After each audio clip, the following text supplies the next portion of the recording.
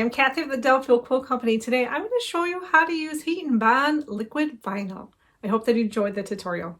I wanted to try the heat and bond liquid vinyl because I thought it'd be a good way to cover these coasters I made in a previous video. So to start, you need to make sure you cover your work surface. I'm using some parchment paper. You also need a brush and then of course your liquid vinyl. When using liquid vinyl, one of the instructions is to make sure that when you're done using this, that you rinse your brush right away and then wipe off any excess liquid vinyl on the top before you put the cap on. You should also pre-wash your fabric as well. And you can put multiple coats of liquid vinyl on your project depending on what you would like for water protection. The first coat is water resistant, stain resistant.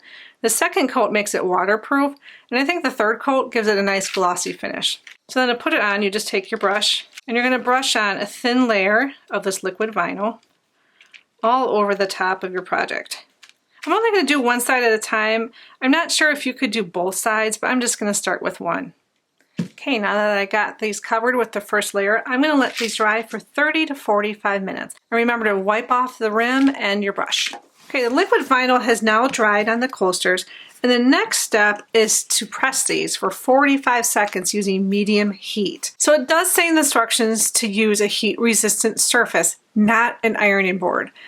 Unfortunately for me, I think the only thing I have that's heat resistant is my ironing board, but I think it needs to be a firmer surface, so I'm going to make something up. So I'm going to use this little cutting mat that I'm not going to be heartbroken if something happens to it. And then I have some heat resistant fabric that I'm going to place over that. And then you need to place a piece of parchment paper and then your project that has the liquid vinyl already on it. And then another piece of parchment paper over that. And now my iron is on medium heat, and I'm just going to slowly move over this for 45 seconds. Okay, I think that's 45 seconds. Okay, once you take the parchment paper away, you're going to want to let this cool fully, so I'm going to set that aside, and I'm going to work on the other one.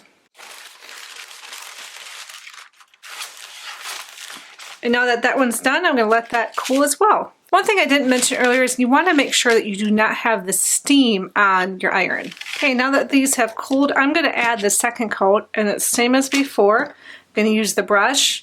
And again, when you're done, you want to make sure you wipe off the rim of the container and rinse your brush. All right, now that these are covered with the second coat, I'm going to let these fully dry, and then I'm going to do the same thing I did with the first coat. I'm going to press them for 45 seconds on medium heat. Okay, now that I got the second coat on and it's dry, I'm going to do the 45 seconds again of medium heat.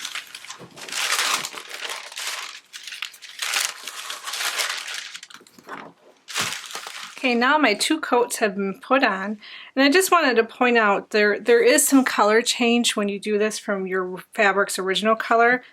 It gets a little bit darker in this case. So just keep that in mind when you are using liquid vinyl on your projects.